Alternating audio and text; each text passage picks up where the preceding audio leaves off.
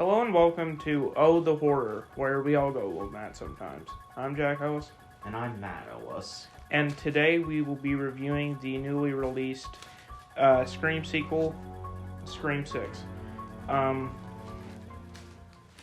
This is, of course, the sixth film in the franchise, if my math is correct. And, I don't really know what else to say as far as introductions, so I guess we'll go ahead and start. We start with a typical Scream movie, with someone named Laura Crane, which I'm assuming is named in homage to Marion Crane from Psycho.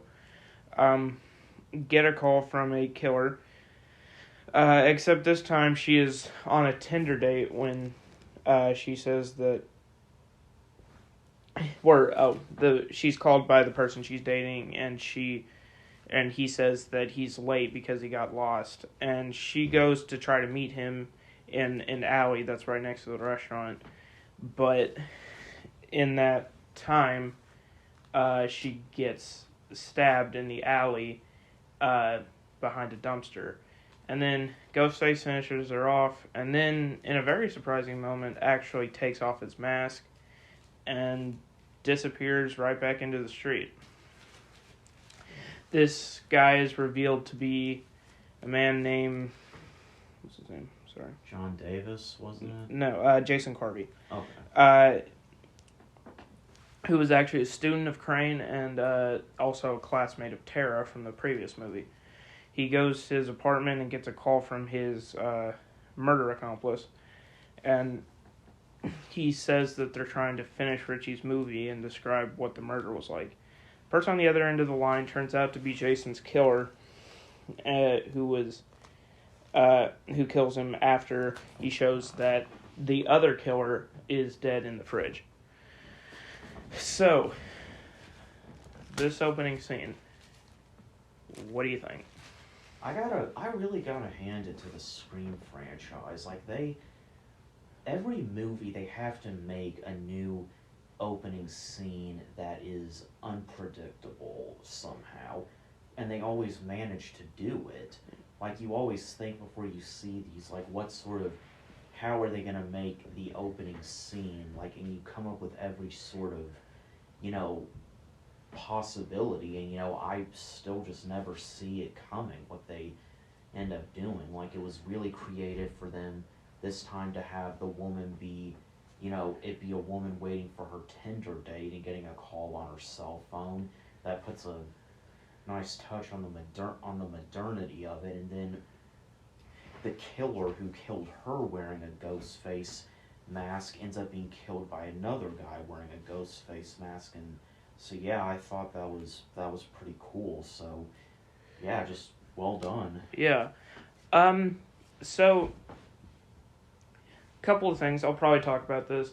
When you see an opening scene of a Scream movie and you see Samara Weaving in it, who you might know from the Babysitter series or Ready or Not, you kind of get where this scene is going.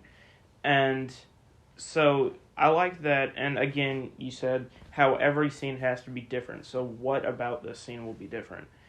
And the addition of him taking off the Ghostface mask after he kills her, I don't necessarily like her death scene. For the simple reason, it is very reminiscent of I Know What You Did Last Summer, except I don't know why nobody heard her screaming, but I have been to New York twice, and when you're walking down the street, you can barely hear yourself think, so I'll go and give it a pass on that. But the thing is it's said to be set around Halloween, like a couple days before, and I wish this opening scene did more with that, because they say that ghost face masks are on the rise and that sort of thing. And I wish that they had, instead of him just changing into regular clothes or something and going back out on the street, how creepy would it have been if he just stayed in complete Ghostface costume with actual blood on his mask and just walked right down the street and nobody suspected a thing. Yeah. That's what I would have wanted. But All right. Anyway, that's what I would have wanted. But the thing is... And anyway, so we move on to the character Jason Carvey. And in his apartment, he's watching the movie Jason Takes Manhattan, which I thought was pretty funny because I think that's what everybody thought this movie was going to be when they saw it. Sorry. Okay, you're good. And it's implied that there's sort of like a cult of ghost faces, which is something that the series has wanted to do since Scream 3, and I think that was an interesting addition. And so it kind of makes you wonder, where is this going next? And it's a really interesting scene, so yeah, I really like it. Alright, let's just... So then we see Sam talking to her therapist and about how she has violent tendencies after killing Richie.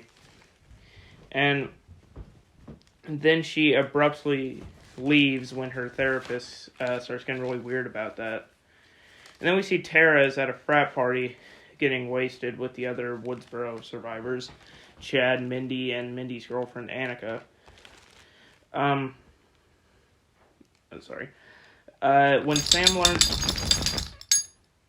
When Sam learns about Tara being at the party, she catches her right as a guy's about to take her up, and so on and so forth. Chad almost gets in a fist fight with him, but Sam arrives and actually tases him in the balls. They leave the party, and then Sam and Tara get into a fight about Sam being overprotective, and they get interrupted by Sam getting soda thrown at her based on the rumors that she orchestrated the Woodsboro attacks last year and framed Richie and Amber for them. They almost fight, and it makes Sam look worse in retrospect. They get back to Sam's place where Chad and Tara almost kiss before the roommate Quinn interrupts. They see on the news that Ghostface has come to New York. The killer from the Jason and Greg murder left Sam's driver's license and the last mask used during the Ghostface killing spree. This makes Sam and Tara suspects before they are able to save Sam's former therapist, who gets killed, and Ghostface leaves another mask there, and also takes her file. While the group's about to eat dinner at Sam's apartment, Ghostface kills Quinn, and the only one that sees is Sam's boyfriend, Danny, from another apartment. He tries to warn them but can't before he makes his way into the dining room. He brutally stabs both Annika and Missy before they get a room, and Danny slides a ladder over to his apartment, and they're able to climb across, but Annika ends up falling off and dies while hitting the ground. Ghostface leaves, and they find a Ghostface mask from the second to last massacre. So these are actually in descending order, like from Scream 5 to Scream 4 to Scream 3, so on and so forth.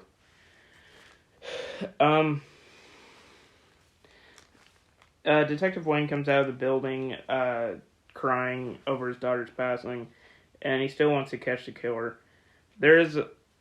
I'll talk about that later. Gale shows up, and there's a bit of a squabble between Sam and Tara and Gale, where Gale gets punched in the face again. Doesn't that happen back at the police station, though? Yeah, you're right. I think I got the cards in the wrong order. There's a scene, you want to talk about the scene, like, where...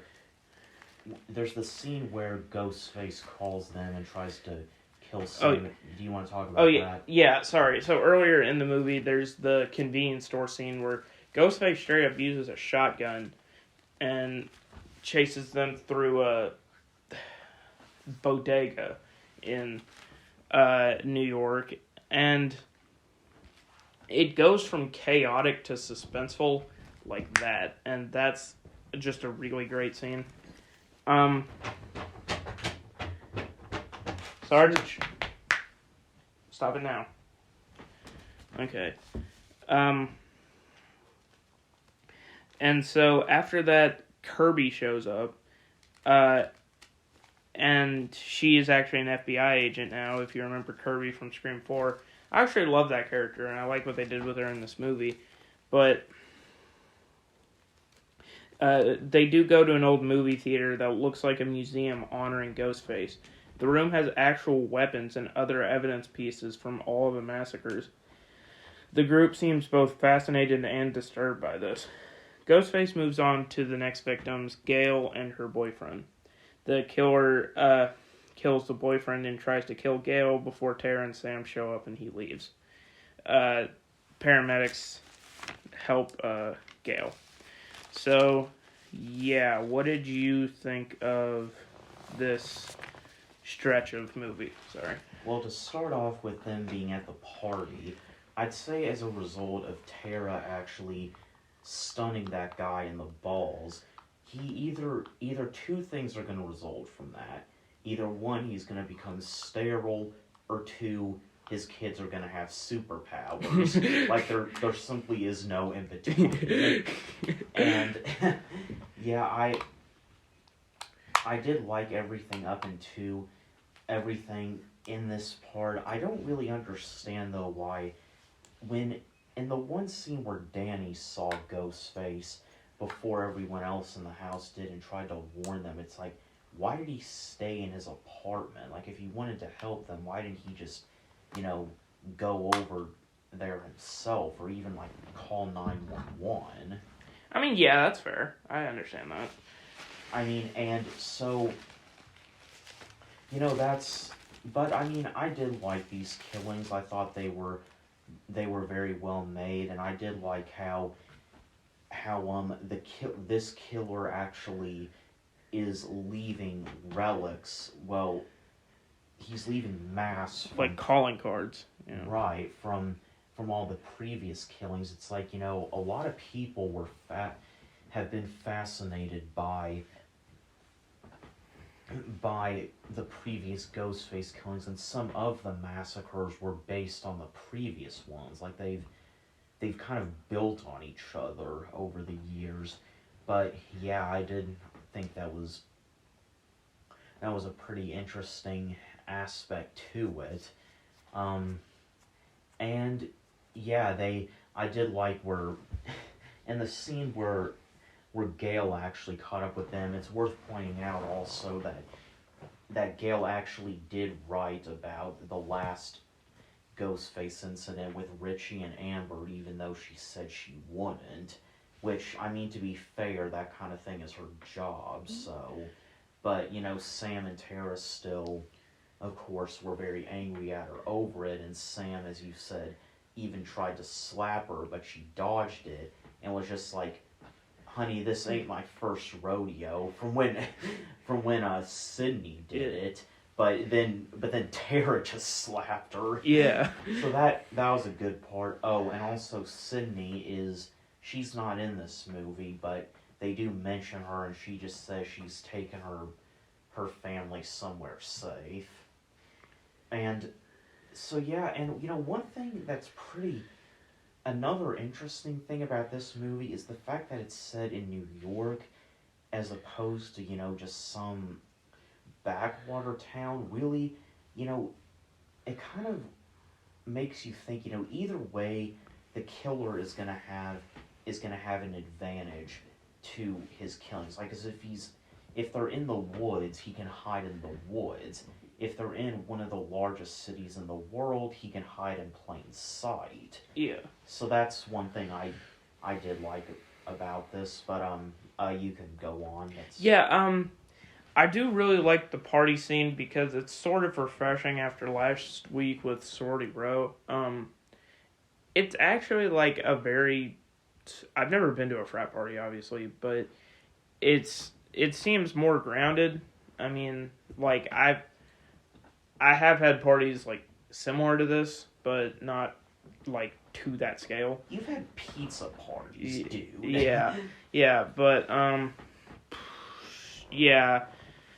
And apart from that, there's just a lot to talk about. I'm trying to keep it straight in my head. I do really like the scenes with Gale and her getting slapped. That always makes me laugh. And I think it's sort of in character for her to just go back on her word and write a book about the whole event. And I do like the scene in the convenience store, him leaving the masks. And,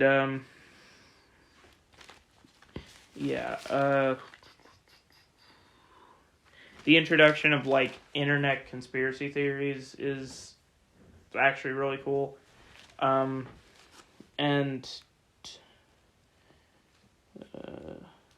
Also, when you realize that Samantha's real last name is Loomis, it's Sam Loomis, which is the name of the Halloween character that actually inspired the last name Loomis. But, again, that's another little Easter egg thing. And, I like them bringing back Kirby, and, the museum set is really cool. I think that's one of the best parts of the movie. Yeah. But yeah, I also do like Gale's attack scene.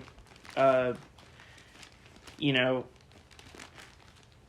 because she points out a huge flaw in the movie, in these movies that always gets me, is like every Ghostface is always acting like they're gonna be the one that's victorious, but they always do the same goddamn things the previous Ghostfaces did that died. Yeah. But other than that, she does have a really good scene with Ghostface, I think. Yeah, so I'll just go ahead and move on. So they do decide to hunker down in the movie theater and wait for Ghostface, but and we get more insight into why why Kirby is an FBI agent and different things like that. But anyway, Ghostface does show up and attacks Chad, Tara, and Sam, and they soon run into Kirby, who has sort of been set up by Detective Wayne as, the real mastermind behind it all. But then Kirby gets shot a few times by Detective Wayne, and he reveals that he has been behind all the Ghostface attacks. And who are the Ghostfaces in this movie? Ethan and Quinn. Dun, dun, dun. Quinn, we'd like to remind you, was shown being killed, so... Yeah. I guess I'll do the whole, kit and caboodle before we talk about this, at least the twist. They revealed that they actually killed another woman that looked like Quinn and used her as a way to pull off faking her death. They also revealed that they did all this to get back at Sam for killing Richie, who was actually the cop's son and all of their brothers. They were all siblings. So, yeah, and they also revealed that they started the rumors about Sam being the Woodsboro killer and even bragged about how easy it was to spread. They also said they would pin all the murders on Sam and then pin her death on some sort of vigilante who believed all the rumors about Sam. And then then there's the whole fight, but I guess we should probably talk about the twist before anything else, because that's really a Scream movie's bread and butter. What are they going to do with the twist? It's almost as important as the opening scene, because almost everybody knows what to expect from it. And so the real neat trick about it is how are you going to subvert those expectations. I hate how overused that phrase is, but it really does apply here. So, yeah, what did you think about this whole stretch? Well, first, while I like the idea of them bringing back to life someone who they thought was killed, and not only doing that, but making them one of the Ghostface killers, I'm afraid that was actually pretty inaccurate to say that they could just, put a woman who looks like her to to make it look like she had died, because during an autopsy, DNA would show Yeah, that's if the it was thing. That's the thing I was wondering. Like, that shit might have worked in 1930, but like, right. we live in 2023. Like, DNA and shit is a thing. But that's maybe, unless of course Detective Wayne doctored the. Yeah, I think the whole thing about it is that it was he like doctored it in some way. So yeah. And for another, I also really like the satire in this, because you're never gonna hear about the twist in these movies, the part where the killer reveals who they are, why they're doing it, all that stuff. You're never gonna get one of those in these movies without a little satire. And I like this one because he had talked about how he not Detective Wayne not only admitted to being the one to start the rumors online about Sam being the killer, but he also bragged about how easy it was to just make everybody think something that he didn't have any actual evidence for, and he also said it's much easier to convince everybody that someone is bad rather than that they're good, because that's what people want to see. And to tell you the truth, that's how all mainstream media really works. People like drama and seeing bad things on the news, because there's a reason you only hear about tragedies on the news and not a bunch of feel good stories, just because that's what people want for some reason. And it's kind of like how, if you've ever seen American Dad, the episode where Roger plays Genevieve Vance, who is a very crooked news anchor, and she says, and I quote, "Haley, we don't report the news, we make it." Yeah. So I thought that was a good quote, and that's really a good point. So. That's also, there's another thing from American Dad that made me think about this, where it's like, you remember the episode with George Washington Carver where they're like, if only there was a place where people could make outrageous claims with absolutely no proof, and people would accept it as fact. Yeah, and then it shows Steve writing on Wikipedia. Yeah. And it's, so yeah, and I kind of like how it's, they went back to there being an actual motive, because in the last movie, the killers really didn't have much of an actual motive. It was just, I guess, them trying to kill to make a name for themselves. Like, I think their thing was they wanted to make a better stab movie than the one that had come out, so. Right. And really it seems to me that serial killings happen a lot more nowadays, because it's become a more common way for people to actually try to make a name for themselves and in a very twisted way accomplish something. And I'm not saying serial killers haven't always existed, but it's just like, whatever really happened to the idea of just, accomplishing something by, climbing a mountain or writing a book or something like that? It's like... Yeah, I would say that, but also, because of that sort of mindset, it's also like a terrible time for serial killers to live, because the concept of a serial killer has essentially been canceled. Like, how many real famous serial killers have you heard of in the past 10 years? Not a mass shooter. Yeah, a serial killer. Yeah, school shooters are the new serial killers. Yeah, except for maybe, what's his name? The guy from Idaho, Brian Koberger, that guy. But actually he's probably more of a spree killer.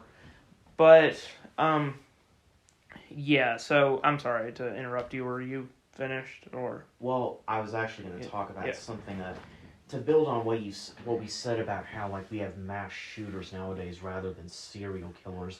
There was a comedian who actually did a bit about that, saying how... Oh, yeah, I heard about that, yeah. Saying how, it's just another example of millennials just needing instant gratification. It goes all the way down to their killing sprees. Yeah. But I'm done now. Yeah, so about the twist. This is something... There's something about this twist that at least feels very fresh. Somebody with a wealth of resources who can falsify or manufacture evidence and people accept it. You hear about a lot... I mean, I guess this might be trying to tackle police corruption, but...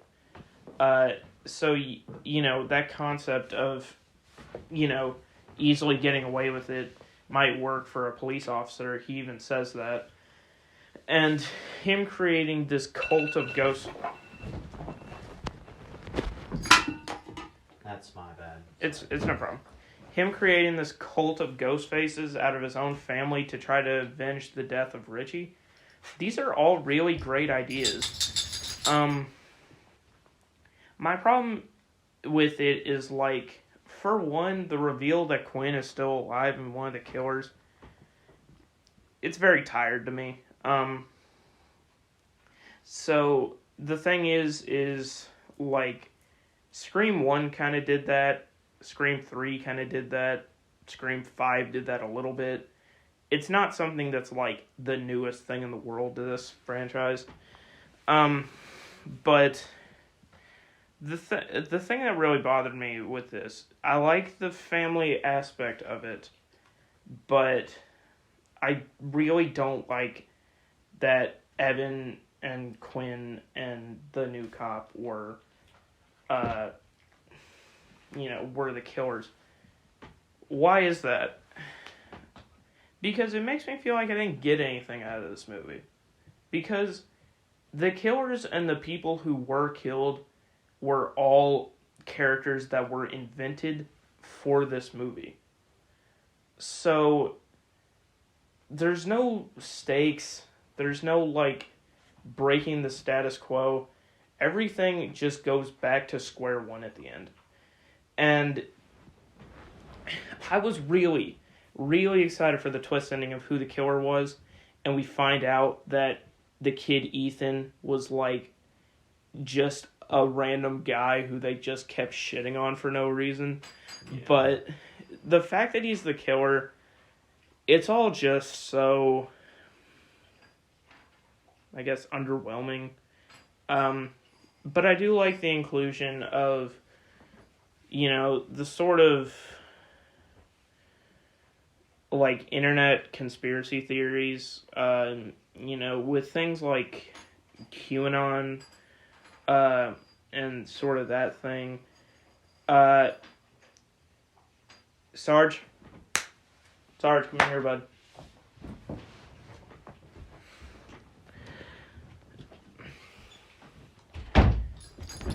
We find out that real evil isn't just in a knife stabbing someone or a guy in a ghost face mask.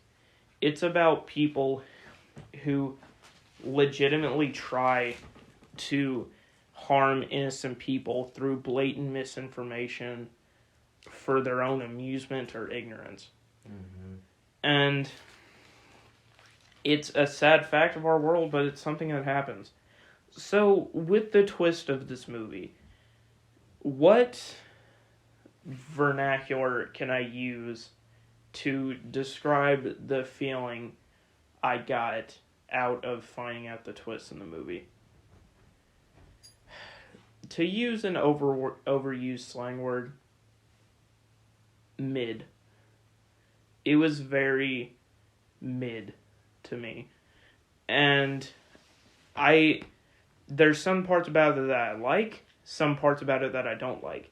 And one thing I really do like is once quite literally the mask has slipped, you just see how blatantly evil these people are. I mean, you know, like, the other ones have been evil and crazy in their monologue, but these ones are just, like, so deranged, and they all act like they just snorted 2 pixie sticks. And I do really like that part. But as far as what this actually does from the series, which we'll find out that both Chad, Mindy, and Gale all survived. When we're 6 movies into a series like this, what's going to keep us coming back before it turns into a Friday the 13th movie? Like, I don't think the 6th film was the time to do a twist like this. But I don't know.